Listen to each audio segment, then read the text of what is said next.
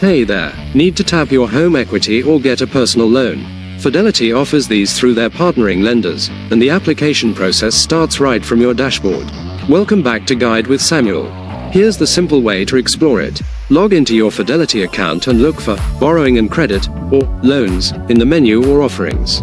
You'll be guided to information and applications for products like a home equity line of credit, HELOC, or personal loans. The application will involve a credit check and require details about your income, the property, for HELOC, and the loan purpose. My crucial pro tip: compare rates with other lenders. While the convenience is great, always shop around. Use Fidelity's offer as a benchmark to ensure you're getting a competitive interest rate and terms for your financial situation. That's how you responsibly evaluate credit options within a trusted relationship. When does it make sense to you to use home equity versus a personal loan? Share your thoughts in the comments. For more guides on strategic borrowing, subscribe. Thanks for watching. I'm Samuel, and I'll see you in the next video.